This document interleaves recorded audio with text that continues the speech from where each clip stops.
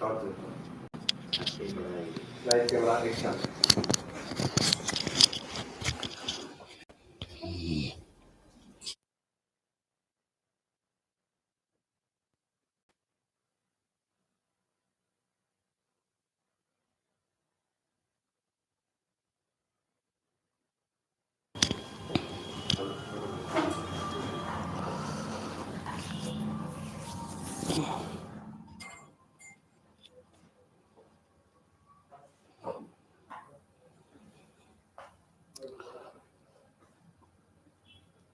जय हिंद दोस्तों, मैं अरविंद शर्मा, अंबिका क्लासेज उदयपुर।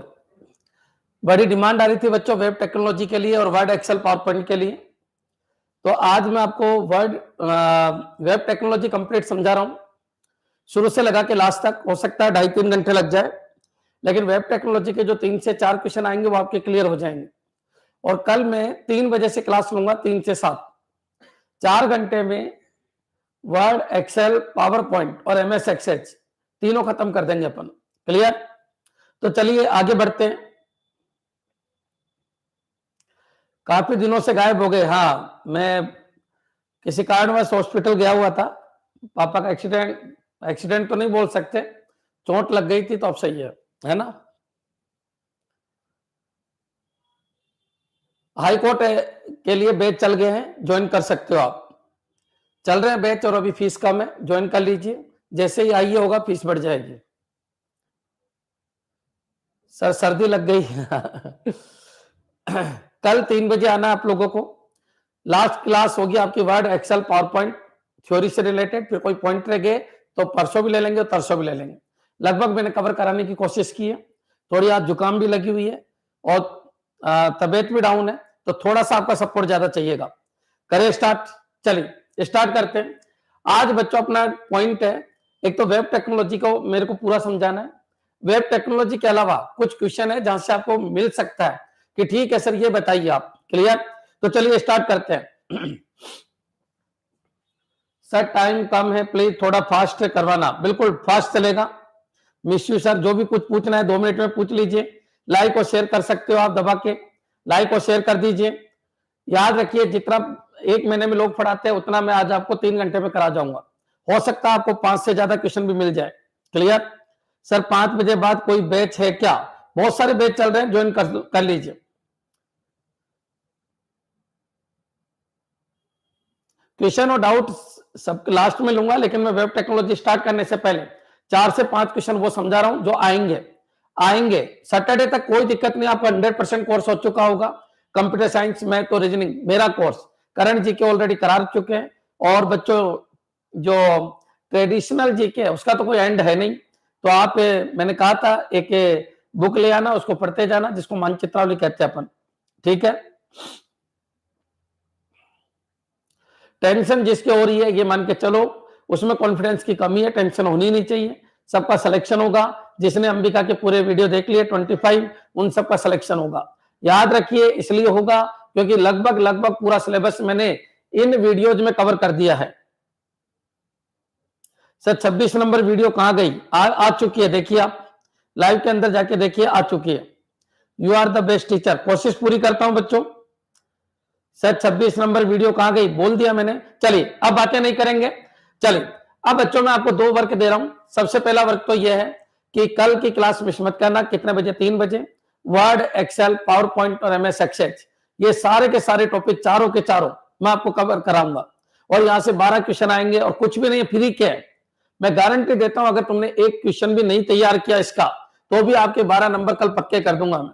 लगभग 4 से 5 घंटे की क्लास लेके आ रहा हूं मैं कल। वर्ड एक्सेल पावर पॉइंट पूरा पढ़ाएंगे। आज मैं आपको HTML पूरा पढ़ा रहा हूं, शुरू से लगा के लास्ट तक विद CSS। क्लियर? तो चलिए स्टार्ट करते हैं क्लास को। अब मैं आपके कमेंट देखूंगा भी नहीं।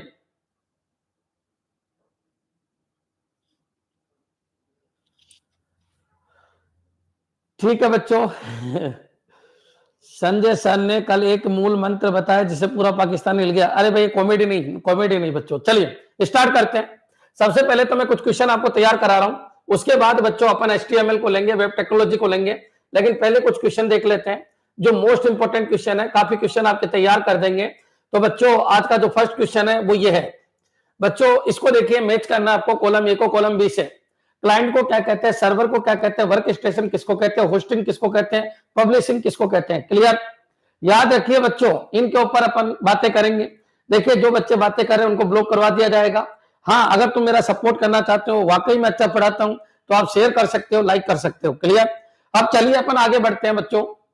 पहला पॉइंट है क्लाइंट किसको कहेंगे, सर्वर किसको कहेंगे, वर्क स्टेशन, होस्टिंग और पब्लिशिंग क्या होता है। तो बच्चों इसको मैं पूरा कंप्लीट समझा रहा हूं, समझने की कोशिश कीजिएगा। देखो बच्चों, होता क्या है, सबसे पहले अपन HTML कंटेंट लिखते हैं। HTML कंटेंट लिखते हैं। HTML का मतलब होता है हाइपर टेक्स्ट मार्कअप लैंग्वेज। बच्चों जो हाइपर टेक्स्ट मार्कअप लैंग्वेज है, इसका मतलब ये मार्कअप लैंग्वेज है। मार्कअप का मतलब होता है जो ये बताए कि किस तरीके का पैटर्न आपको दिखेगा, कैसा ढांचा दिखेगा। मार्कअप का मतलब होता है ढांचा। मार्कअप का मतलब क्या होता है, ढांचा। ये आपके दिमाग में सेट कर लीजिए कि मार्कअप का मतलब ढांचा होता है। बच्चों क्लियर? तो याद रखिए HTML वो लैंग्वेज है जो ढांचा बनाती है, यानी स्ट्रक्चर बनाती है। बच्चों ये पॉइंट याद रख लेना, इसमें से क्वेश्चन आता है कि HTML का यूज किसके लिए किया जाता है, तो स्ट्रक्चर बनाने के लिए किया जाता है। अगर मेरी चमड़ी को हटा दिया जाए, मांसपेशियों को सबको हटा दिया जाए और मेरी हड्डियां रखो, तो बच्चों उसको कहते हैं HTML। HTML मतलब मार्कअप, मार्कअप मतलब ढांचा। ये पॉइंट आपके क्लियर हो जाना चाहिए। HTML की फुल फॉर्म कई बार आ जाती है हाइपर टेक्स्ट मार्कअप लैंग्वेज। अब बच्चों कॉमन सी बात है, अपन बात किसकी कर रहे थे कि अपन HTML कोड लिखते हैं तो वो किसमें लिखा जाता है, एडिटर में लिखा जाता है। एडिटर, अब एडिटर कोई सा भी ले सकते हो, नोटपैड से लगा के विजुअल स्टूडियो कोई भी ले सकते हो आप। तो बच्चों एडिटर के अंदर मैं कुछ इंफॉर्मेशन लिख रहा हूं या फिर एलिमेंट टाइप की एक इंफॉर्मेशन लिख रहा हूं जिसको अपन टैग कहते हैं। तो बच्चों जब अपन टैग की लैंग्वेज लिखते हैं, क्लियर है बच्चों, इस तरीके के कंसेप्ट चलते हैं बच्चों, तो समझने की कोशिश करना। तुम तो छोड़ दो, इस तरीके से कुछ जो लिखा जाता है बच्चों इनको टैग कहते हैं। इतना समझ लीजिए इनको क्या कहते हैं, टैग कहते हैं। तो बच्चों बहुत सारे टैग चलते हैं, आपको पता होगा, वो मैं बताऊंगा थोड़ी देर में। तो कॉमन सी बात है बच्चों, एडिटर में अपन ने जो भी लिखा इसको HTML डॉक्यूमेंट कहते हैं। क्या कहते हैं, HTML डॉक्यूमेंट। ये पॉइंट आपके क्लियर हो जाना चाहिए। अब HTML बच्चों यहां से क्वेश्चन आता है, वेब क्या होता है, www क्या होता है बच्चों, वेब पेज क्या होता है, वेबसाइट क्या होता है, www और वेबसाइट में अंतर क्या है बच्चों, URL क्या होता है, ये आपको समझना होगा। क्लियर? तो चलिए मैं ज्यादा टाइम वेस्ट करते हुए आपको समझाता हूं कि एडिटर पे अपन ने कोड लिखा किसका, HTML का, इसको HTML डॉक्यूमेंट कहते हैं। अब बच्चों ये HTML डॉक्यूमेंट तो मैंने बहुत सारे बना लिए। मैंने एक वेब HTML डॉक्यूमेंट एक ये बना लिया, एक ये बना लिया, एक ये बना लिया, एक ये बना लिया बच्चों। क्लियर? लेकिन ये सारे के सारे HTML डॉक्यूमेंट मेरे कंप्यूटर में है, ये दूसरा कोई नहीं देख पा रहा है, ये मेरे कंप्यूटर के अंदर है बच्चों। क्लियर? अब बच्चों मैं इन HTML डॉक्यूमेंट को क्या कर रहा हूं, रन करवा रहा हूं। क्या करा रहा हूं, रन करा रहा हूं। रन कराने के लिए मेरे को वेब ब्राउजर चाहिए। कई बार एक क्वेश्चन आ जाता है कि HTML डॉक्यूमेंट को रन कराने के लिए और रेंडर कराने के लिए क्या चाहिए, वेब ब्राउजर चाहिए। क्लियर है बच्चों? हाँ जी, क्लियर है सबके? तो HTML डॉक्यूमेंट को रन कराने के लिए और रेंडर कराने के लिए वेब ब्राउजर चाहिए, कोई दिक्कत नहीं। वेब ब्राउजर जैसे ही अपन करेंगे बच्चों, जैसा वेब ब्राउजर है वैसा इनका नाम बदल जाएगा। अभी बच्चों इनका नाम मान लो arvind.html है, arvind.html है। क्लियर? जैसे ही अपन ने रन कराए तो बच्चों जो इनका सिंबल होता है वो वेब ब्राउजर की तरह आ जाता है। तो रन कराने के लिए क्या यूज किया जाता है, तो याद रखिए वेब ब्राउजर यूज किया जाता है। ठीक है बच्चों, ये अपने वेब पेज बन चुके हैं। क्या बन चुके हैं, वेब पेज बन चुके हैं। लेकिन बच्चों ये वेब पेज अभी भी आपके कंप्यूटर के अंदर है, आपको इनको कहाँ होगा, सर्वर के ऊपर डालना पड़ेगा। सर्वर मतलब होस्टिंग करनी पड़ेगी बच्चों। जो सर्वर होता है उसका नाम होस्ट भी होता है, तो जो सर्वर होता है उसका नाम होस्ट भी होता है। अब अपन को क्या करना है बच्चों, यहाँ पर स्पेस लेना होगा, इन वेब पेज को डालना पड़ेगा। तो बच्चों होस्टिंग में दो चीज आती है, एक तो आपको स्पेस मिलता है, एक आपको URL मिलता है। तो होस्टिंग के अंदर बच्चों एक तो क्या मिलता है, आपको स्पेस मिलता है, और एक क्या मिलता है, आपको URL मिलता है। यहां तक आपके क्लियर हो जाना चाहिए। तो जैसे ही आप होस्टिंग कराओगे तो यहाँ पर आपको किसी सर्वर के ऊपर क्या मिल जाएगा, स्पेस मिल जाएगा, और बच्चों आपको क्या मिल जाएगा, URL मिल जाएगा। ये हो गई होस्टिंग। तो होस्टिंग मेरे हिसाब से क्लियर है, सर्वर के ऊपर स्पेस लेना ही क्या है, होस्टिंग। बच्चों आपने जो वेब पेज बनाए उनको सर्वर के ऊपर डालना ही क्या है, होस्टिंग है। यहां तक आपके क्लियर हो जाना चाहिए। अब बच्चों आपने जैसे ही डाला और जैसे ही आपने होस्टिंग फिनिश की, अब लोगों के लिए इसको ओपन कर दिया जाता है, उसको कहते हैं पब्लिशिंग। पब्लिशिंग का मतलब आप जो भी परिवर्तन कर रहे हो सब दिख रहा है, आप जो भी डाल रहे हो लोगों को दिख रहा है। तो बच्चों सबसे पहले होस्टिंग होती है, फिर पब्लिशिंग होती है। पब्लिशिंग का मतलब आपने आपकी वेबसाइट को पब्लिश कर दिया, लोगों तक पहुंचा दिया, सर्वर के ऊपर डाल दिया। अभी आपके कंप्यूटर का इश्यू नहीं है, इसको आप सर्वर के ऊपर देख पा रहे हो बच्चों। इसी को अपन क्या कहते हैं, पब्लिशिंग कहते हैं। मेरे हिसाब से अच्छी तरीके से आपके समझ में आ गया होगा। पहले HTML डॉक्यूमेंट क्रिएट किया, HTML डॉक्यूमेंट को रन कराया, वो वेब पेज बने। अब इन वेब पेज को बच्चों अपन ने स्पेस लिया, स्पेस लेके उनको होस्ट किया, और बच्चों उनको एक यूआरएल मिला या डोमेन नेम मिला, एक ही बात है बच्चों, कंफ्यूज मत होना। यूआरएल के अंदर 3-4 चीज होती है। एक तो होती है क्या, HTTPS होता है बच्चों, क्लियर है। एक होता है www.ambikaclasses.com, ambikaclasses.com, ambikaclasses.com, classes.com, clear. और एक क्या होता है बच्चों, पाथ होता है, क्लियर। ये समझना, यहाँ पर जो भी आपका पाथ है, जैसे होम पेज है या फीस पेज है या जो भी है, क्लियर। चलिए, यहाँ पर इसको प्रोटोकॉल कहते हैं बच्चों। www एक सर्टिफिकेट होता है बच्चों, और ambikaclasses.com एक डोमेन नेम है, क्लियर, डोमेन नेम है। तो याद रखिए, जितने भी वेब पेज बने, एक वेब पेज, दूसरा, तीसरा, चौथा, इन सबका डोमेन नेम तो सेम है, सबका डोमेन नेम तो एक ही है, ambikaclasses.com, लेकिन इनके पाथ सबके अलग अलग है। यूआरएल में कितनी चीजें होती है, तो 4 चीज होती है, बता देता हूं। एक तो प्रोटोकॉल होता है, एक आपका सर्टिफिकेट है, इसको www प्रोटोकॉल भी कह सकते हो और सर्टिफिकेट भी कह सकते हो बच्चों, क्लियर। याद रखिए, ये जितने भी है इनको अपन वेब पेज कहते हैं। क्या कहते हैं, वेब पेज कहते हैं। और एक जैसे वेब पेज के कलेक्शन को वेबसाइट कहते हैं बच्चों, क्लियर। एक वेब पेज ये है, एक वेब पेज ये, एक वेब पेज ये, और एक जैसे वेब पेज के कलेक्शन से एक क्या बनती है बच्चों, वेबसाइट बनती है बच्चों, क्लियर। या रिलेटेड वेब पेज के ग्रुप को क्या कहते हैं अपन, वेबसाइट कहते हैं। अब बच्चों, एक वेबसाइट ये है, एक वेबसाइट को दूसरी है, ये लीजिए, एक वेबसाइट को दूसरी है, एक वेबसाइट तीसरी है। और बच्चों, इन दुनिया में बहुत सारे इस वेबसाइट में जितने भी वेब पेज है जो सर्वर पे होस्ट कर दिए गए बच्चों, वो किसके अंदर आते हैं, वो www के अंदर आते हैं। यानी दुनिया के जितने वेब पेज है उनके ग्रुप को www कहते हैं, वर्ल्ड वाइड वेब कहते हैं। और रिलेटेड वेब पेज के ग्रुप को वेबसाइट कहते हैं। वेबसाइट एक छोटी चीज है, www के अंदर दुनिया के सारे वेब पेज आ चुके हैं। यहां तक आपके क्लियर हो जाना चाहिए, क्लियर है बच्चों।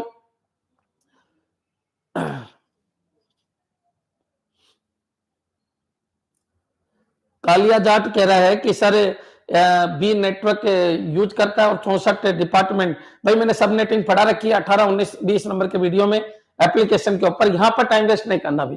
अभी यहाँ पर रोक दोगे तो दिक्कत हो जाएगी। सर माइनस मार्किंग है कि नहीं, कुछ क्लियर नहीं हो पा रहा। अभी कुछ क्लियर नहीं है, लेकिन यही मान के चलो, जब तक नहीं दे पेपर में तब तक ये मान के चलिए नहीं है, क्लियर। अब बातें नहीं बच्चों, हाँ जी, आप केवल इसकी बात कीजिए, इसकी बात कीजिए। अगर सब नेटिंग मैंने जबरदस्त तरीके से पढ़ा रखी है, एक बार जाके देख लीजिएगा, पूरा पढ़ा रखा है मैंने। सब नेटिंग के अंदर भी सब नेटिंग, 3 लेयर सब नेटिंग तक मैंने पढ़ा रखा, क्लियर। चलिए अब आगे बढ़ते हैं बच्चों, मेरे हिसाब से अंत क्लियर हो गया होगा। तो ये वेबसाइट के जो ग्रुप है, जितने भी वेबसाइट है उनमें बहुत सारे वेब पेज है, 10 वेब पेज इसमें, 10 इसमें, जितने भी होस्टिंग की गई है आज तक, उन सभी वेब पेज के कलेक्शन को www कहते हैं। लेकिन अंबिका क्लासेस के जितने भी वेब पेज है उनको मिलाकर अंबिका क्लासेस की वेबसाइट कहते हैं बच्चों। यहाँ तक क्लियर हो जाना चाहिए। तो बच्चों ये क्या है, ये प्रोटोकॉल है, जैसे सिक्योर प्रोटोकॉल, यानी जो भी प्रोटोकॉल है आपका, FTP हो सकता है, HTTP हो सकता है, HTTPS हो सकता है। ये बच्चों जितने भी वेब पेज है उनके कलेक्शन की बात कर रहा है।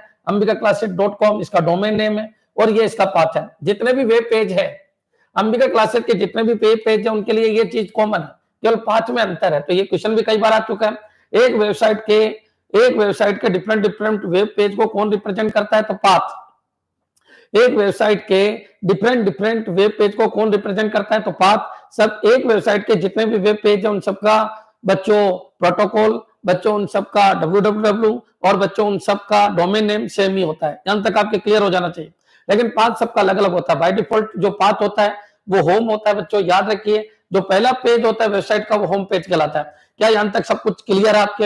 याद रखिए, किसी भी वेब पेज को रन कराने के लिए, जो HTML पेज बना उसको रन कराने के लिए आपको ब्राउजर चाहिए। ब्राउजर के 2 काम है बच्चों। ब्राउजर एक तो HTML डॉक्यूमेंट को क्या कराता है, रन कराता है बच्चों। रन कराने के लिए उसके पास जावास्क्रिप्ट इंजन होता है, और बच्चों एक रेंडरिंग का काम करता है। रेंडरिंग के लिए आपके पास रेंडर होता है। रेंडर क्या होता है बच्चों, ये भी समझ लीजिए कि कौन सा ब्लॉक कहां पर दिखेगा बच्चों, क्लियर, और क्या दिखेगा, ये होता है रेंडर। और बच्चों जो HTML में जो कोड लिखे हुए हैं उनमें से टैग हटा देना, एट्रीब्यूट हटा देना, केवल कंटेंट शो करना बच्चों, क्लियर। याद रखिए, मतलब आपका कोड कुछ इस तरीके का होता है और दिखता कुछ और ही है बच्चों, उसको बोलते हैं अपन जावास्क्रिप्ट इंजन। और कैसा दिखेगा और क्या दिखेगा वो होता है रेंडरिंग, क्लियर। यहां तक समझ में आ जाना चाहिए, क्लियर है बच्चों, बिल्कुल क्लियर हो जाना चाहिए। चलिए अब आगे बढ़ते हैं बच्चों, इन चीजों को समझते हैं अपन। ये जो आज का पहला क्वेश्चन है ये आ चुका है, इसको मैंने वहीं से उठाया। Client, server, work station, hosting, publishing. Hosting का मतलब होता है बच्चों, याद रखिए, सर्वर स्पेस लेना। सर्वर स्पेस लेना क्या कहलाता है, होस्टिंग। पब्लिशिंग का मतलब क्या होता है बच्चों, पब्लिशिंग का मतलब होता है शेयरिंग। शेयरिंग का मतलब आपने डाल दिया, अब उसको पब्लिश कर दीजिए, लोगों तक पहुंचा दीजिए, क्लियर। क्लाइंट कौन होता है बच्चों, यूजर होता है। और सर्वर कौन होता है बच्चों, होस्ट होता है। सर्वर को ही होस्ट कहते हैं, यहां तक क्लियर कर। होस्टिंग कहां की जाती है? सर्वर पे की जाती है, आप सबको पता है। याद रखिए, वर्क स्टेशन टर्मिनल होता है बच्चों, जहां पर काम होता है उसको क्या कहते हैं? टर्मिनल। याद रखिए, आपका कीबोर्ड एक टर्मिनल पॉइंट है, आपका माउस एक टर्मिनल पॉइंट है, क्योंकि ये काम किए जाते हैं। वैसे ही सर्वर के केस में, सर्वर के केस में तुम्हारे फोन पे, गूगल पे, ये सब टर्मिनल है, क्योंकि आप यहाँ पर काम कर रहे होते हैं। जबकि ओरिजिनल काम कहाँ हो रहा है? सर्वर के ऊपर हो रहा होता है बच्चों, क्लियर। आपके नेट बैंकिंग का सर्वर दिल्ली के अंदर है, लेकिन दिल्ली में काम करने थोड़ी जा रहे हो बच्चों, आप अपने मोबाइल को यूज कर रहे हो, उस समय आपका जो मोबाइल है वो आपका टर्मिनल कहलाता है, क्लियर। ये पॉइंट याद रखिए, उसी को वर्क स्टेशन कहते हैं। रेलवे के जगह जगह टिकट बुकिंग होती है बच्चों, ये सब टर्मिनल होते हैं, इन्हीं को वर्क स्टेशन कहते हैं, जब वर्क एक्चुअल वर्क परफॉर्म होता है। याद रखिए, जो टर्मिनल का वर्क परफॉर्म करता है वो कौन होता है? तो वो सर्वर होता है, क्लियर। यहां तक आपके समझ में आ जाना चाहिए। तो सर्वर को क्या कहेंगे? होस्ट, यूजर और क्लाइंट दोनों एक ही चीज है बच्चों। वर्क स्टेशन क्या होता है? टर्मिनल, जब वर्क परफॉर्म होता है, जब वर्क परफॉर्म होता है। पब्लिशिंग का मतलब शेयरिंग, और बच्चों होस्टिंग का मतलब सर्वर स्पेस लेना, क्लियर।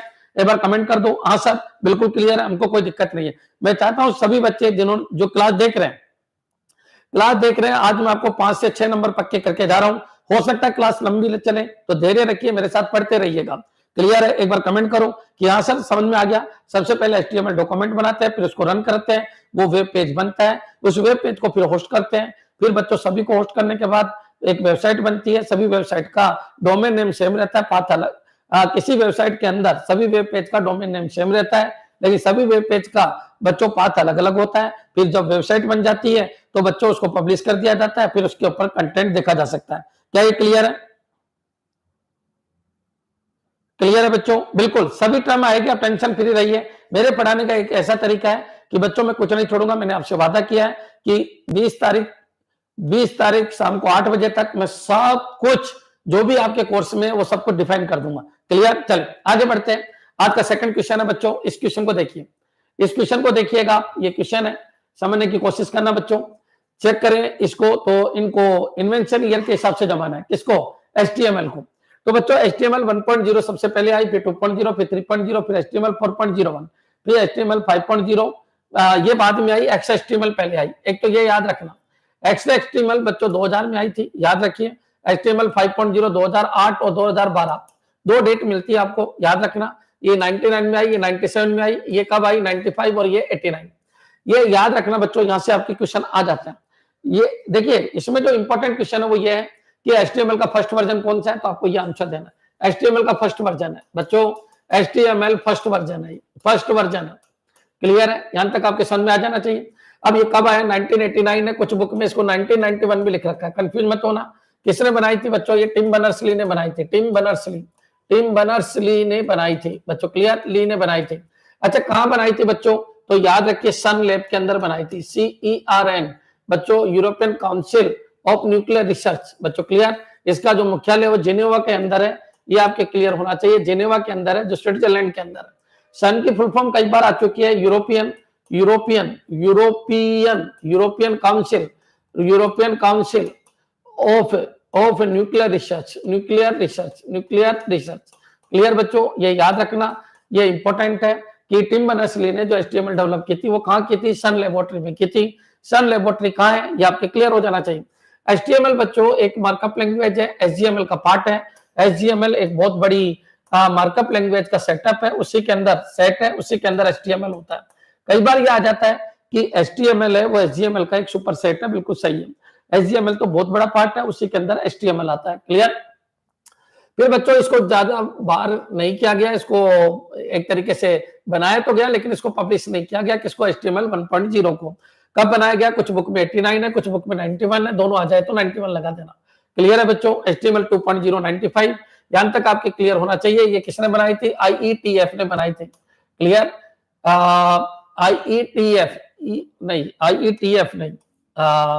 IETF था या engineering task force, clear. Engineering task force कुछ ऐसा वर्ड चलता है, IETI या बच्चों क्या बोल सकते हैं इसको? इंटरनेट इंजीनियरिंग टास्क फोर्स, हाँ, internet engineering task force, clear. तो IETF, ठीक है, internet engineering task force,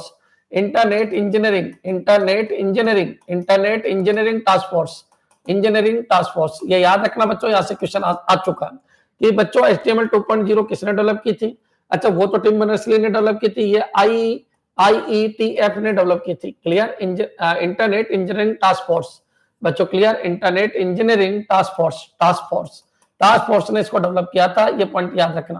clear बच्चों? HTML 3.0, 4.01 और HTML 5.0 इन सभी के लिए W3C को ध्यान रखना बच्चों। वर्ल्ड वाइड वेब कंसोर्टियम, इसकी फुल फॉर्म कई बार आ चुकी है। W3C ने डेवलप किया था HTML 3.0, 4.01 और 5.0 और XHTML 2 लैंग्वेज को मिलकर बना है। एक तो बच्चों XML प्लस क्या HTML। अब बच्चों दो चीज आपको समझानी है, वो मैं समझाता हूँ। ये याद रखना बच्चों, पहले मैंने नंबर इसके हिसाब से ले लिया। ये आए हुए क्वेश्चन है बच्चों, मैं ऐसे ही नहीं करवा रहा आपको। दो चीजों पे आपको कंफ्यूजन होगा कि सर HTML 5.0 2008 में है 2012, तो दोनों चल रहा है, आंसर देना 2012। बच्चों ये आए तो आपको देना 91। क्लियर?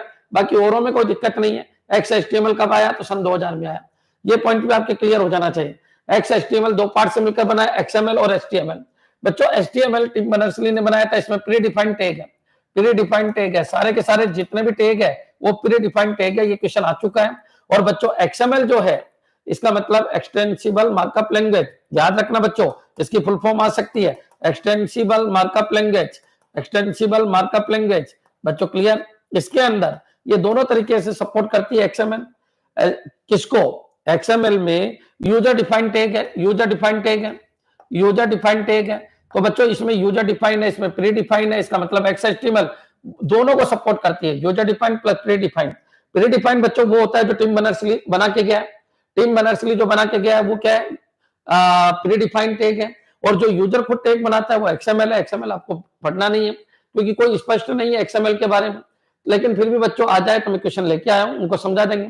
तो HTML बच्चों प्री डिफाइंड टैग है, पहले से ही बने हुए हैं। दुनिया की सबसे इजी लैंग्वेज में से HTML है बच्चों, कुछ भी नहीं है, प्री डिफाइंड टैग है। आपको ये याद रखना है कहां पर कौन सा टैग को यूज करना है। अभी मैं आपको टैग यूज करके भी बताऊंगा।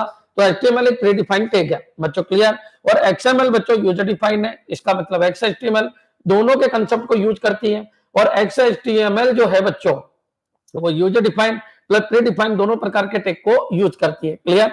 यहां तक आपके दिमाग में आ जाना चाहिए। क्लियर? HTML 5.0 में क्वेश्चन बार बार बनता है कि ये रेस्पॉन्सिवनेस को सपोर्ट करती है। किसको सपोर्ट करती है? रेस्पॉन्सिवनेस। रेस्पॉन्सिवनेस को सपोर्ट करती है बच्चों क्लियर? रेस्पॉन्सिवनेस क्या होता है? तो याद रखिए, जैसी स्क्रीन है वैसा का वैसा वेब पेज सेट हो जाता है, उसको कहते हैं रेस्पॉन्सिवनेस। मतलब सभी तरीके की स्क्रीन को जो वेब पेज डिजाइन किया गया वो सपोर्ट करेगा, स्क्रीन के अकॉर्डिंग अपने रूप को स्टेबल कर लेता है, उसी को कहते हैं रेस्पॉन्सिवनेस। तो HTML 5.0 का मेनली यूज क्या होता है? रेस्पॉन्सिवनेस के अंदर होता है। तो ये याद रखना बच्चों, यहां से आपका क्वेश्चन बन सकता है। बहुत सारी चीजें मैंने आपको बताने की कोशिश की। HTML 1.0 बच्चों 91 के अंदर आई थी, टिम बर्नर्स-ली ने बनाया, सन लेबोरेटरी के अंदर इसको डेवलप किया गया है। ये पॉइंट आपके दिमाग में आना चाहिए बच्चों। याद रखिए HTML एक मार्कअप लैंग्वेज है जो स्ट्रक्चर डेवलप करती है। HTML 2.0 IETF ने बनाई थी, इंटरनेट इंजीनियरिंग टास्क फोर्स। एक बार इसकी फुल फॉर्म जरूर देख लेना बच्चों, थोड़ा सा मेरे को आई का कंफर्म नहीं हो रहा कि इंटरनेट इंजीनियरिंग टास्क फोर्स में आई का मतलब इंटरनेट ही है क्या? किसी बच्चों को अगर पता है तो ऐसे तो मेरे को याद आ रहा है इंटरनेट इंजीनियरिंग टास्क फोर्स ही होता है। क्लियर?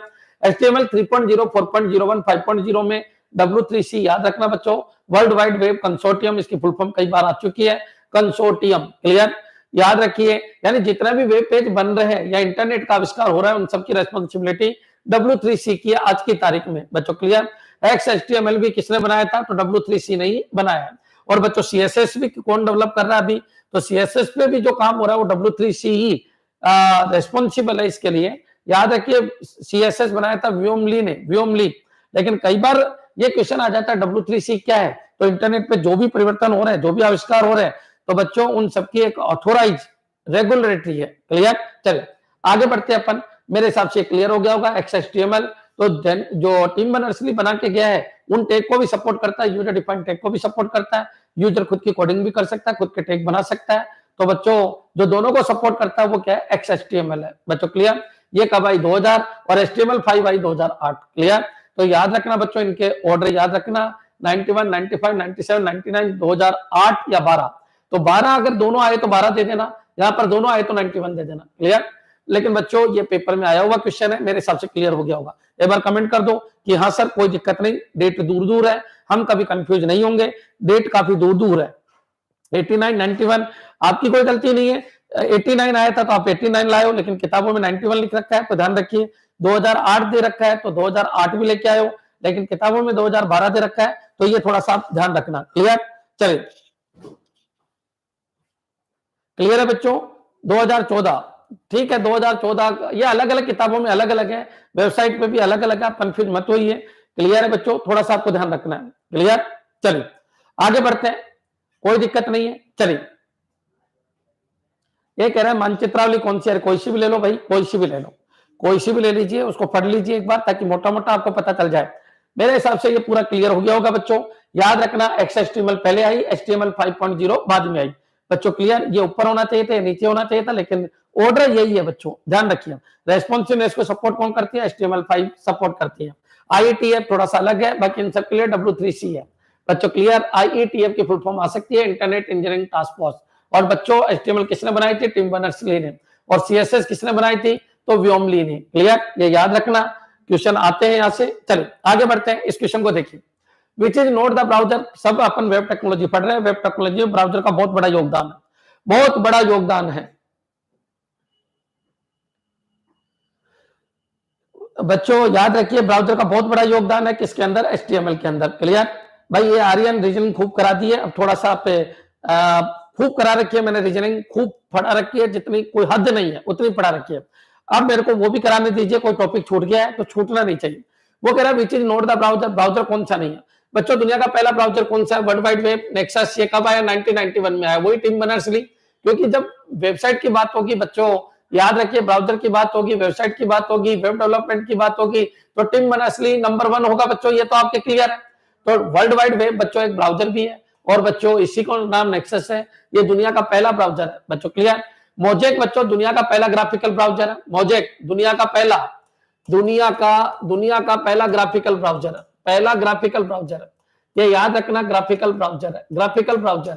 यहां तक आपके क्लियर हो जाना चाहिए। ये दुनिया का पहला ब्राउजर है, फर्स्ट ब्राउजर है, फर्स्ट ब्राउजर है बच्चों। यहां से आपका क्वेश्चन आया हुआ है किसके अंदर? आईए के अंदर, कि वर्ल्ड वाइड वेब दुनिया का फर्स्ट ब्राउजर है, और मोजेक याद रखना दुनिया का पहला ग्राफिकल ब्राउजर है।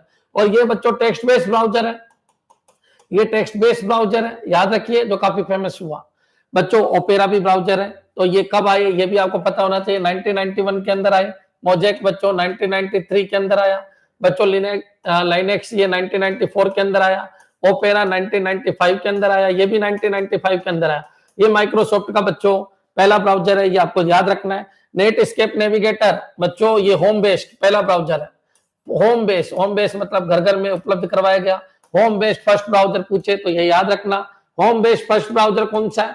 तो होम बेस्ड फर्स्ट ब्राउजर कौन सा है बच्चों? क्लाइंट को दिया गया, अपने जैसे लोगों को दिया गया ऐसा ब्राउजर जो सभी के लिए ओपन किया गया, वो नेट एस्केप नेविगेटर था।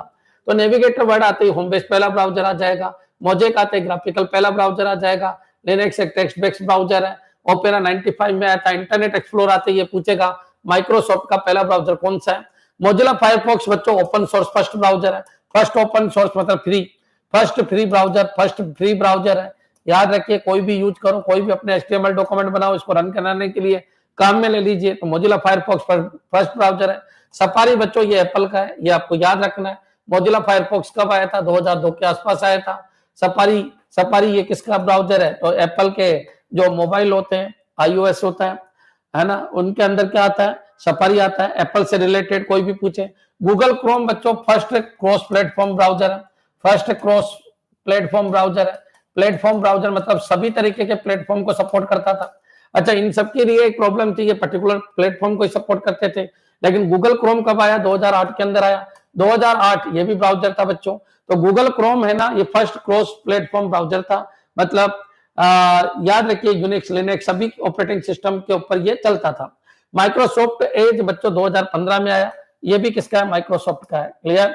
विवाल्डी बच्चों ये भी 2016 के आसपास आया। ब्रेव भी एक ब्राउजर है, ये दोनों ब्राउजर है। टोर ब्राउजर बच्चों याद रखिए सिक्योर ब्राउजर है, जो इंक्रिप्शन टूल्स को यूज करता है ब्राउजिंग के टाइम पे बच्चों। क्लियर?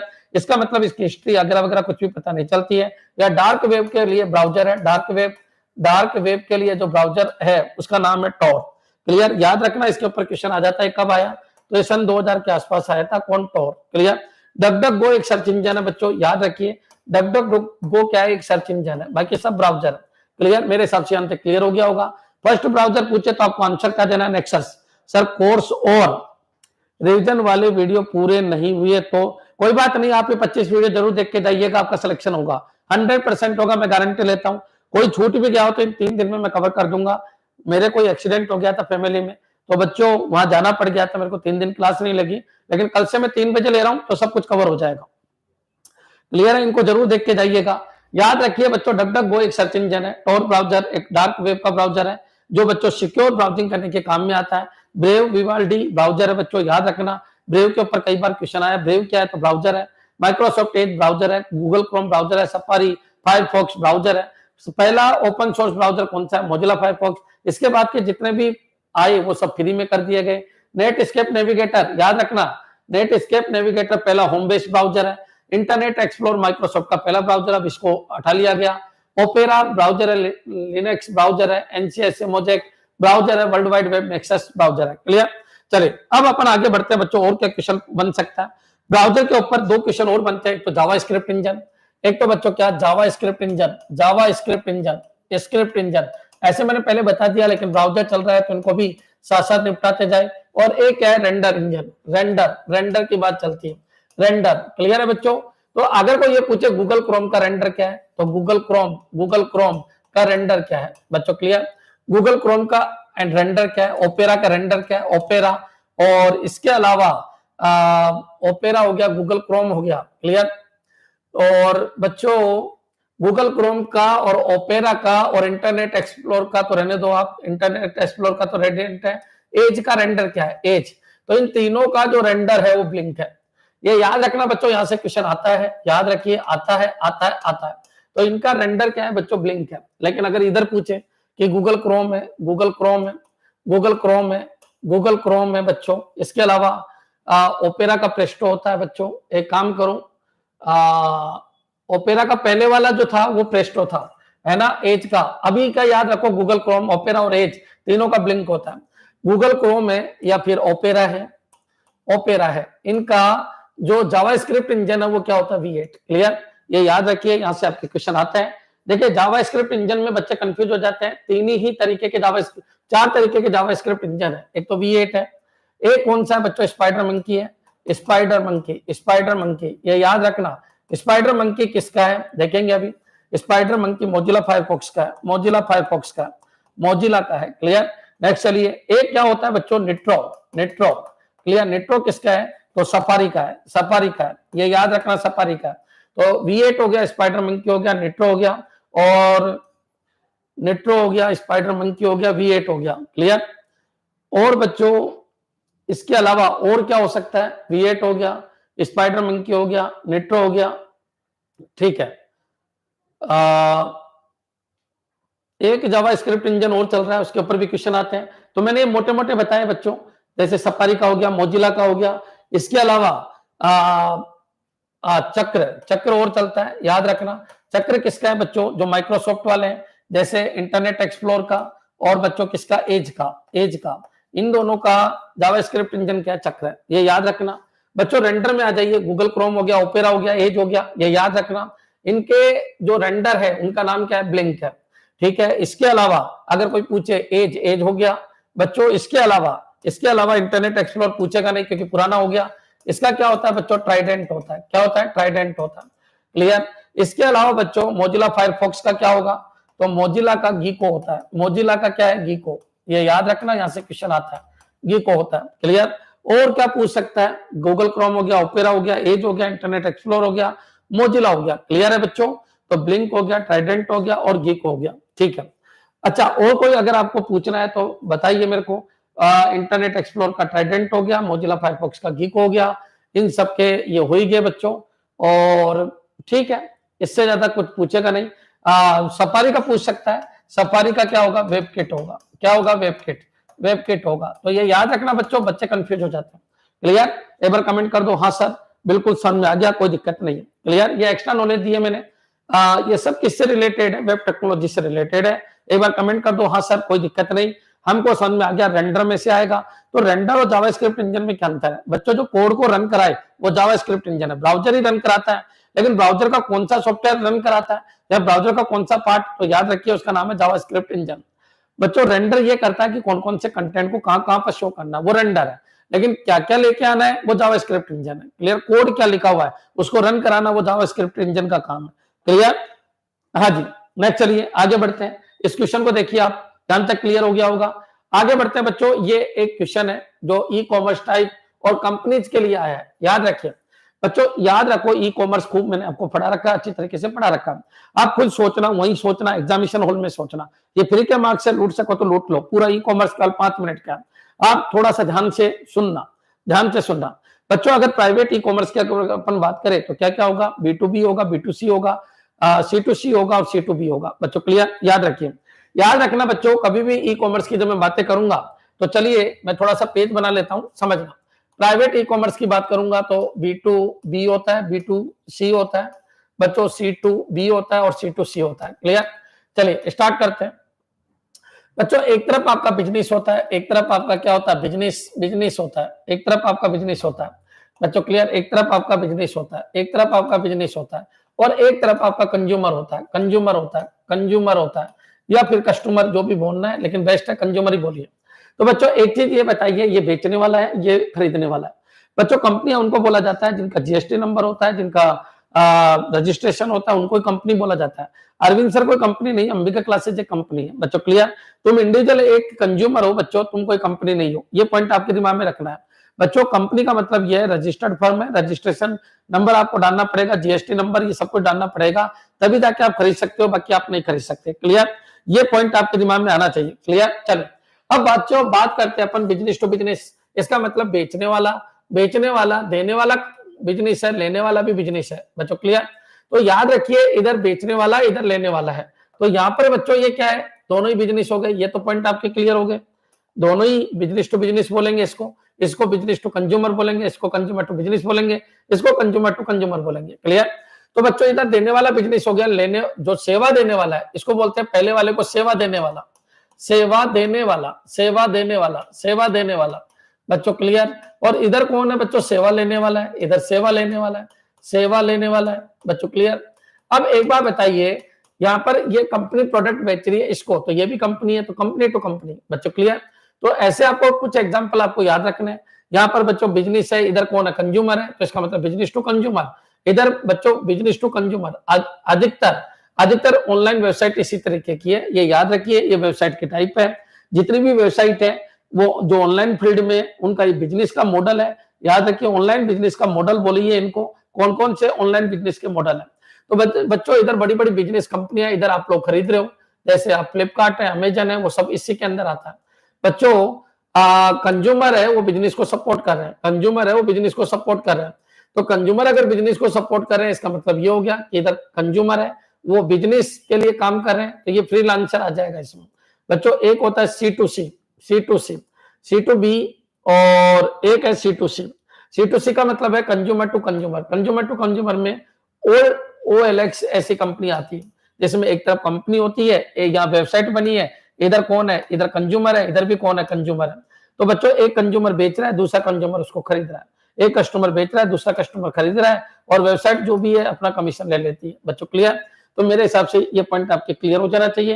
ये बिजनेस के मॉडल है, आपके दिमाग में इतना कुछ नहीं आ रखे, एक वर्ड आ जाना चाहिए कि भाई बेचने वाला कौन है, खरीदने वाला कौन है। कोई अगर ये कह दे कि सर मेरे को फॉर्म बनना है, अब फॉर्म बनना है तो बच्चों फॉर्म बनने वाली वेबसाइट क्या काम करेगी, तो बच्चों कंज्यूमर को सपोर्ट कर रहा है। फॉर्म बनने वाली वेबसाइट हो गई C2G बच्चों। क्लियर, फॉर्म बनने वाली वेबसाइट क्या हो गई, C2G, क्योंकि मैं फॉर्म भर रहा हूं। तो बच्चों मेरा काम कौन कर रही है, गवर्नमेंट मेरा काम कर रही है, तो ये हो गया C2G। आपके अकाउंट में पैसे आ रहे हैं, तो वो वेबसाइट जिससे आपके अकाउंट में पैसे आ रहे हैं वो G2C हो गया, क्योंकि बिजनेस का मॉडल है, क्योंकि गवर्नमेंट ने आपको फ्री में पैसा दिया है, जितनी भी आपकी योजना है वो G2C मॉडल की है, आपके अकाउंट में डायरेक्टली पैसा आ रहा है। आप सोचा करो, देने वाला गवर्नमेंट है, प्राइवेट बिजनेस है, उसके हिसाब से G और B लग जाएगा। लेने वाला कौन है, कंज्यूमर है या एम्प्लॉई है, तो उसके हिसाब से लग जाएगा। अगर कोई ये कह दे कि सरकारी कर्मचारियों के अकाउंट में पर मंथ पैसा आ जाता है, कौन सा मॉडल है, तो सरकारी कर्मचारियों को बच्चों गवर्नमेंट दे रही है और एम्प्लॉई है, तो G2E हो जाएगा। विचार कीजिए, ये मॉडल उसी समय आपको समझ में आएंगे जैसे क्वेश्चन पढ़ोगे। क्या ये क्लियर है, एक बार कमेंट कर दो कि हाँ सर बिल्कुल क्लियर है, कोई दिक्कत नहीं है। ऐसे बहुत सारे मॉडल चलते हैं बच्चों, आप इनको रटिए मत, इनको समझिए, समझोगे तो काम हो जाएगा। बच्चों एक बार एक क्वेश्चन आया था, अमूल दूध लोगों से दूध इकट्ठा करता है, ये कौन सा मॉडल है? तो बच्चों याद रखिए, अमूल दूध लोगों से दूध इकट्ठा करता है, तो C2B हो गया, क्योंकि लोग अमूल दूध जमा करा रहे हैं कंपनी के अंदर, लेकिन वही जो मैन्युफैक्चरिंग होके B2 क्या हो जाएगा? C हो जाएगा, क्योंकि बिजनेस टू कंज्यूमर हो जाएगा। तो याद रखिए आप क्या कर रहे हैं, उस समय क्या कर रहे हैं, याद रखिए उस समय आप क्या कर रहे हो। तो अलग अलग पोर्टल होते हैं, एक ही वेबसाइट में मेनी पोर्टल हो सकते हैं, एक ही वेबसाइट में मेनी पोर्टल हो सकते हैं। क्लियर? क्लियर है बच्चों? ठीक है बच्चों, तो समझना, आप इसको रट के मत जाओ, इसको समझने की कोशिश करना। हाँ, कुछ कंपनी जैसी है जिनका प्लेटफॉर्म फिक्स है बच्चों, जैसे अमेजन है, तो सबको फिक्स है कि अमेजन किस तरीके का काम करेगी, पहले से प्रीडिफाइन है। तो बच्चों वहां पर फिर आपको याद रखना है। लेकिन बच्चों अगर कोई ये पूछ दे कि ये पूछ ले, गवर्नमेंट है टेंडर ओपन करना चाहती है, अच्छा गवर्नमेंट टेंडर ओपन करना चाहती है, तो टेंडर के लिए आपको देगी क्या टेंडर? नहीं, आप किसी कंपनी को देती है। याद रखिए, आप इंडिविजुअल कंपनी बन सकते हो अगर आपका रजिस्ट्रेशन हो, आपकी कंपनी का नाम हो, उसका करंट अकाउंट हो, तब आप कंपनी बनोगे ना बच्चों, ऐसे थोड़ी है। तो अगर टेंडर देना चाहती है तो क्या हो जाएगा? तो बच्चों G2B हो जाएगा।